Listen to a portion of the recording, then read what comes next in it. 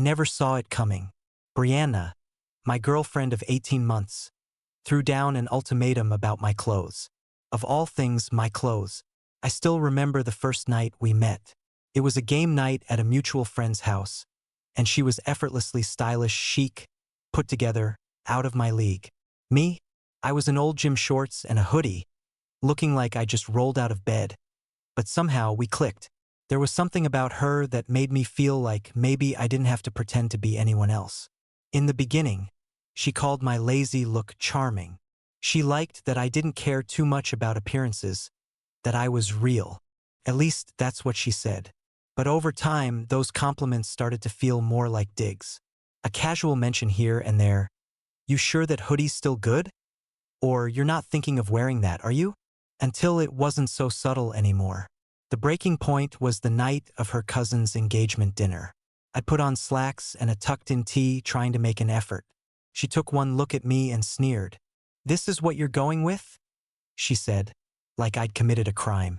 And then, in the car on the way there, she turned to me and said it plain as day. "I'm embarrassed to be seen with you. Either fix your image or we're done." I pretended to agree, said something like, "Yeah, I'll work on it." But inside, I was already making a decision. I didn't want to change for her. Not like this. I didn't need to be molded into someone else to be worthy of love. After the ultimatum, I sat with it for a couple of days. The sting of her words, "I'm embarrassed to be seen with you," stuck in my mind like a bad song that wouldn't stop playing. I'd been planning that Tokyo trip for months. It was supposed to be a surprise for our anniversary. Flights, hotel, food tours, everything. I'd scrimped and saved every penny from my freelance gigs, burning the midnight oil, trying to make it all perfect. It was supposed to be our thing, a big deal, a way to show her I cared. But after what she said, I couldn't pretend it meant the same thing to me anymore.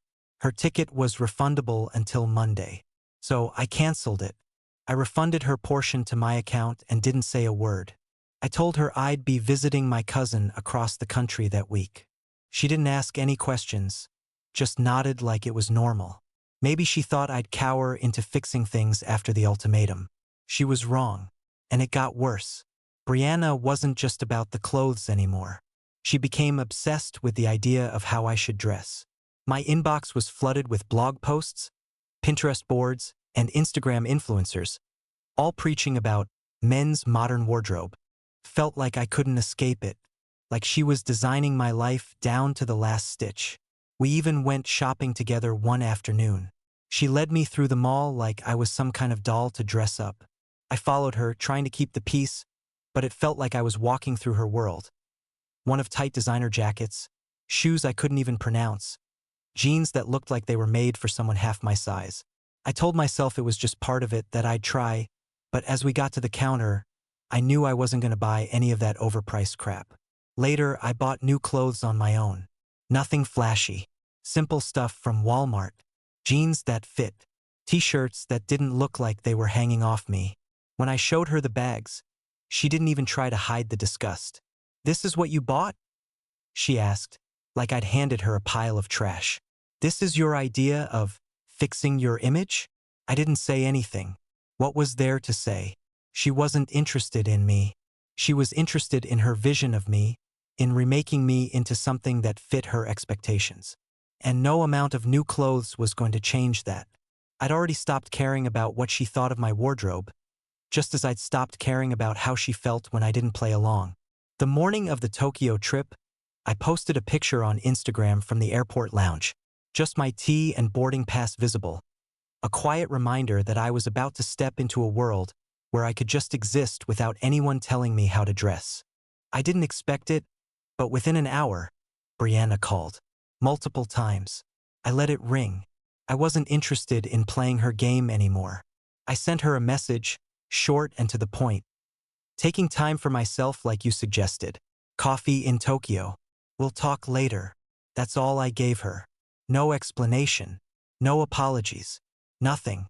Her reaction was exactly what I expected. She spiraled. The calls kept coming. Texts. Voicemails. I muted them all. I wasn't going to give her the satisfaction of engaging in her drama. I let it all play out in her head. And for once, I felt no guilt about it. I was going to enjoy this trip, even if it meant doing it alone. I posted carefully framed photos throughout the day. A single breakfast plate for two, the second seat empty. A selfie with the Tokyo skyline behind me, but my face was cropped out. A train ticket showing two seats, only one was used. I kept it all subtle, like a quiet statement. I didn't need her or anyone else to validate me. In Tokyo, I found something I hadn't even realized I was missing. Peace. No one cared how I dressed. People smiled politely, nodded when they saw me, treated me like any other tourist. The waiters didn't look at me like I was out of place. Nobody judged me for being too casual or underdressed. In fact, they didn't seem to care about my clothes at all. And it was a relief. I walked around the city, letting the noise and chaos settle into the background. The lights, the street vendors, the hum of conversations in a language I didn't understand. It all felt so freeing. No one was trying to change me, tell me who I should be. I was just me. And for the first time in a while, that felt like enough. Meanwhile, Brianna's calls piled up, along with her increasingly frantic texts. Where are you? Why won't you answer me? This is messed up. You're really doing this. I didn't respond to any of it. I didn't need to. I was where I needed to be, alone. And, for the first time in months, I felt like I could breathe again. The day after I got back from Tokyo, she showed up at my apartment unannounced. I hadn't heard from her since I'd left, but there she was, standing in the doorway, puffy-eyed, her hair all messed up, wearing mismatched sweats like she hadn't even bothered to change out of bed. She looked a mess, and for some reason it felt fitting. Before I could say anything, she stormed in. "How could you do that to me?" she demanded, her voice cracking like she was on the edge of a breakdown. Her face was blotchy, red from crying. I didn't feel bad. I just felt done. "I don't know what you're talking about," I said, keeping my voice even calm. "I think you know exactly what I'm talking about," she shot back. "You canceled my flight. You left me on our anniversary without even telling me. You've been ignoring my calls. How could you do that to me?" I didn't flinch. I'd already made my decision before I even set foot on that plane. I took a breath, then calmly pulled up my phone. I showed her the original booking for the trip. Tickets for two, hotel for two, everything laid out. She stared at the screen, her mouth hanging open, like she couldn't process it. "You planned all that," she said, her voice barely a whisper. "And you just canceled my ticket?" "Yeah," I said, not backing down. "I did, but I think it's pretty clear why." I could feel my heart pounding, but I kept my eyes on hers. "You told me you were embarrassed to be seen with me. You said I wasn't presentable enough.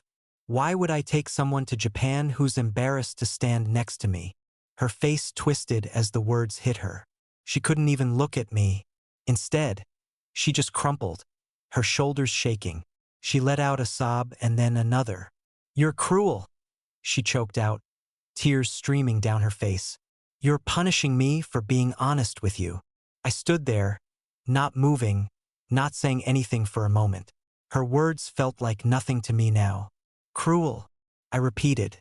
"You're telling me I'm cruel? You're the one who made me feel like shit for just existing as I am. You're the one who wanted to change me. I never asked you to change me." She was crying harder now, her body shaking. "I'm sorry," she said between gasps. "I didn't mean it. I didn't mean any of it." I shook my head. "It doesn't matter now. You made your choice. I made mine." She looked at me, her eyes wild, like she couldn't understand how I wasn't breaking down too.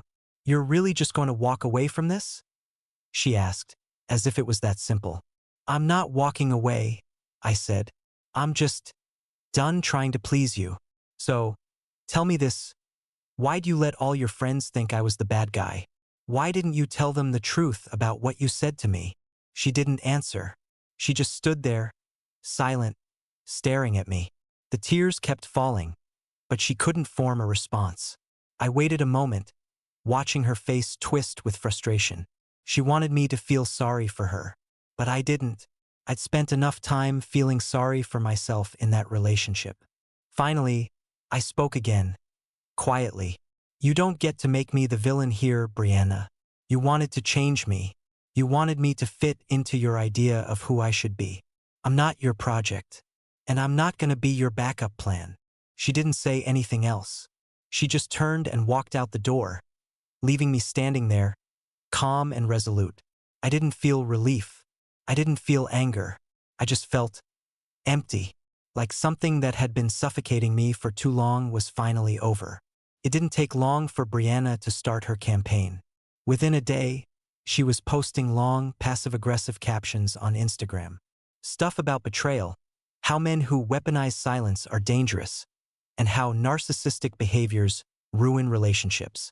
It was all over her feed, subtweets without the subtweets, playing the victim to her followers.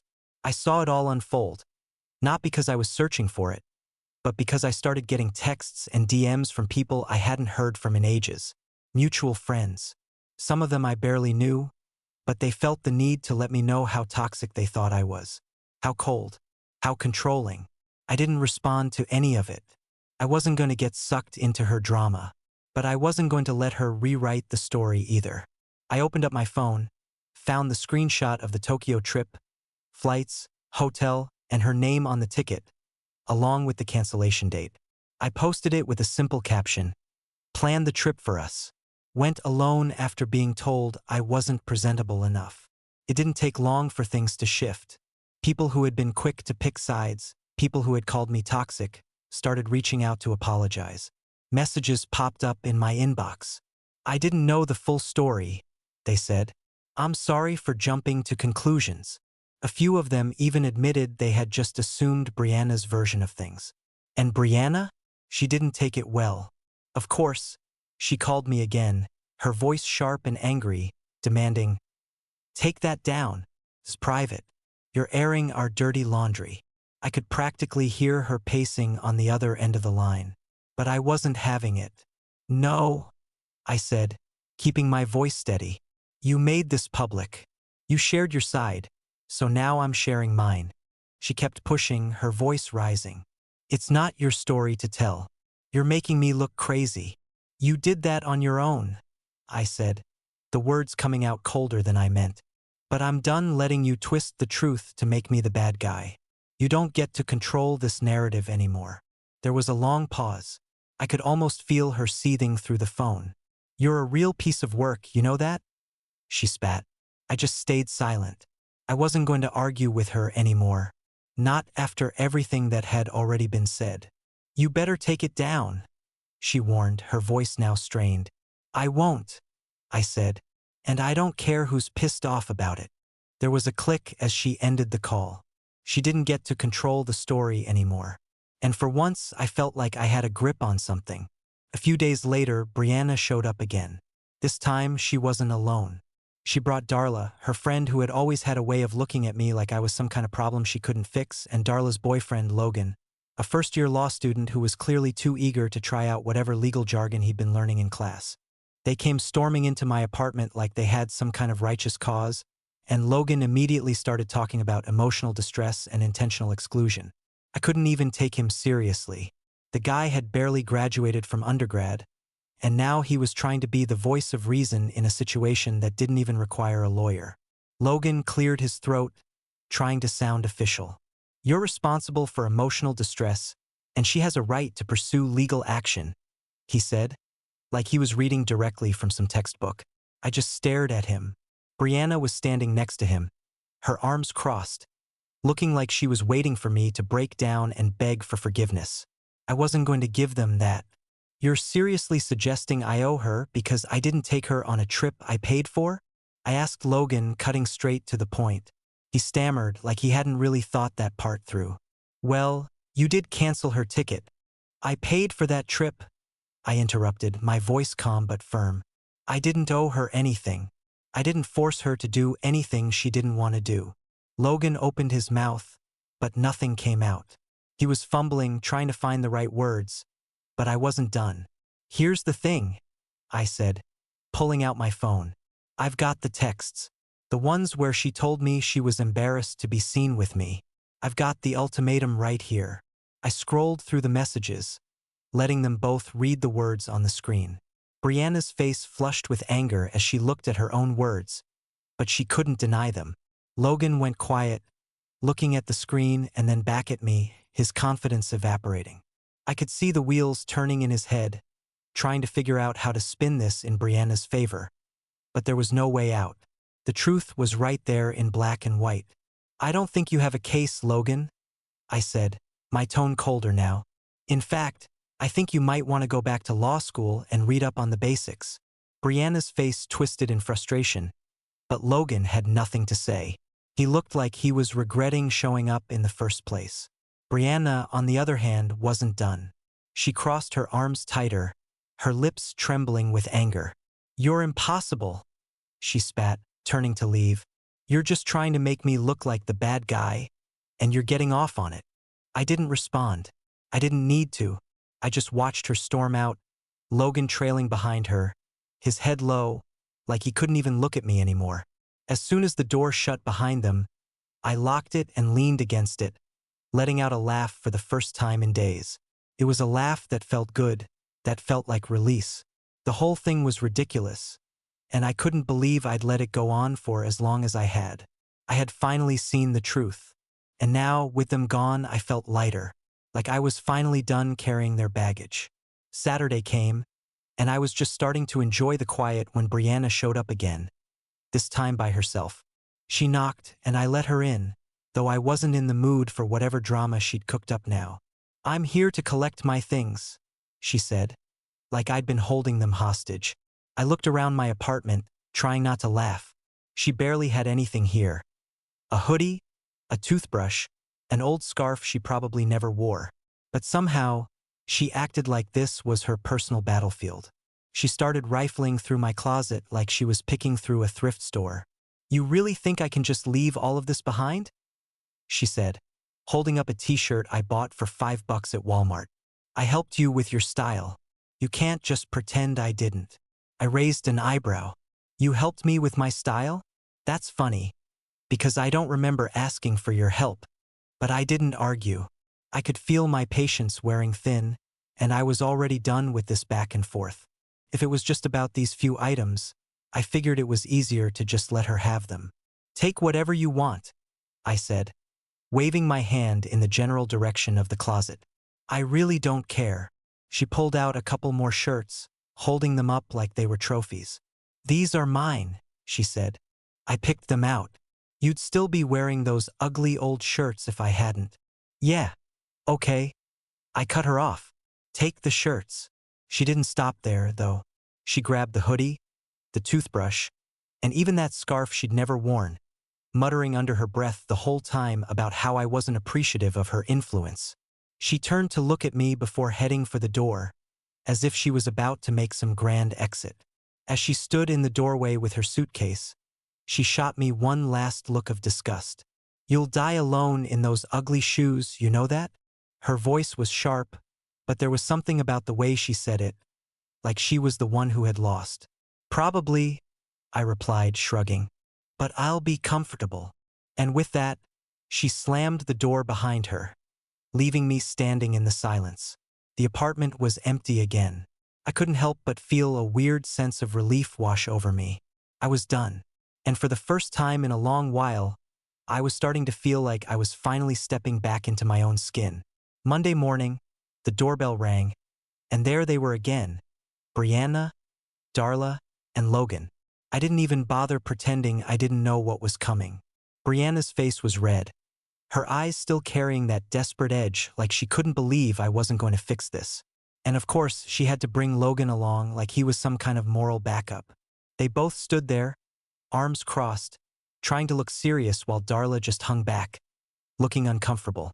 Logan was the first to speak, trying to channel whatever fake authority he thought he had. "You hurt her," he said, his voice all fake toughness, like he was giving a speech. "Real men don't act like this."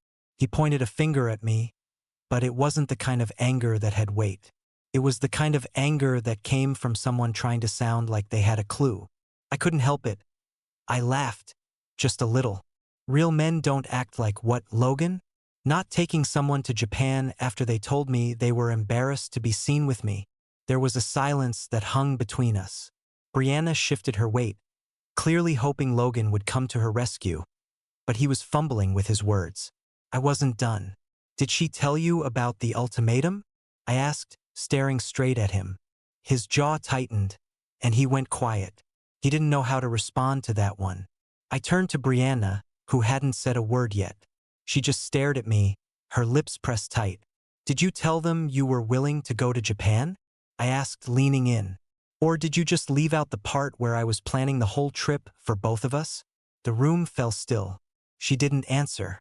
I knew she wasn't going to, but it didn't matter anymore. I wasn't asking for a response.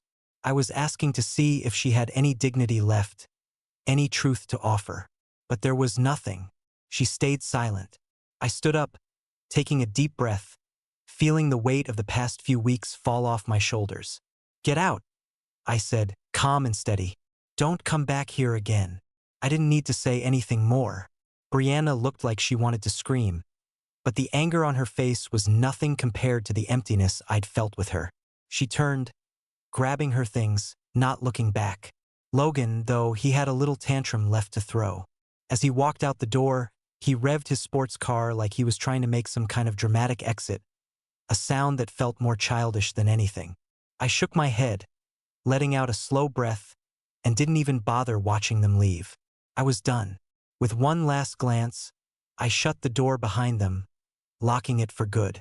And for the first time in what felt like forever, I didn't feel like I was losing anything. 2 months passed, and things settled down. Brianna never called again. No texts, no apologies.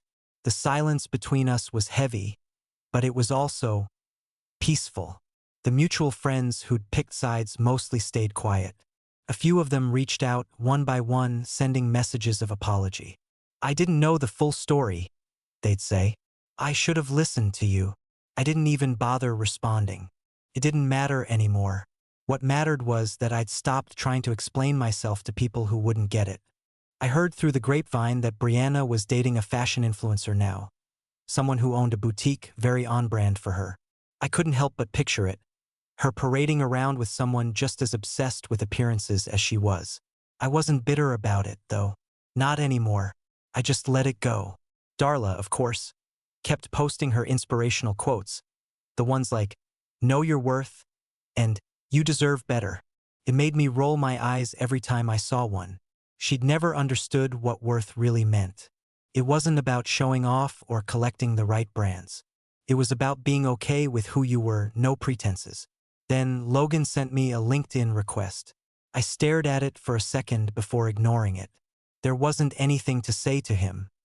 His attempt at playing the knight in shining armor hadn't done him any favors, and I had no interest in pretending we were cool. Things were quieter now in the best way possible. My mom introduced me to a friend's daughter one Sunday, a girl named Emily. She was nothing like Brianna. She was low-key, sweet, and practical. We'd go hiking on the weekends, talking about everything and nothing, and then grab takeout and eat it on picnic tables, enjoying the silence more than anything. She never once commented on my clothes. It was simple, comfortable, real. Every now and then, I'd find little reminders of Brianna. A photo, an old receipt in my jacket pocket, a hair tie I'd missed picking up from the bathroom floor. But they didn't sting anymore. The memories weren't sharp, just faded. I could laugh at them now, shake my head at how much energy I'd wasted on trying to fit into someone else's version of who I should be. Looking back, there were moments when I wished I'd walked away earlier. I could have spared myself a lot of frustration. But I also knew that I needed to go through it to understand what really mattered. And now I knew that nothing about me, not the way I dressed, not the way I lived, was ever the problem. I was enough just as I was. Looking back on everything, I've learned one thing for sure. People who love you don't try to remodel you. Brianna always said she wanted me to improve. What she meant was, become who I want you to be. There's a difference. She wanted obedience, not growth. And that's not love. That's control. That trip to Tokyo? It was worth every cent I spent, and not for revenge or any petty victory. The value came in the silence. the clarity. That week, on my own, I remembered who I was before the constant criticism and manipulation. I found peace in a city where nobody cared what I wore, where no one tried to squeeze me into a mold. It wasn't a revenge trip, it was a reset. I left behind the person who was trying so hard to please someone who never really saw me. If I could give one piece of advice to anyone stuck in a situation like mine, it would be this. If they're ashamed to be seen with you, don't try harder. Leave. There's no outfit, no makeover, no perfect look that will make up for that. You can change all the clothes in the world, but it won't fix how they see you.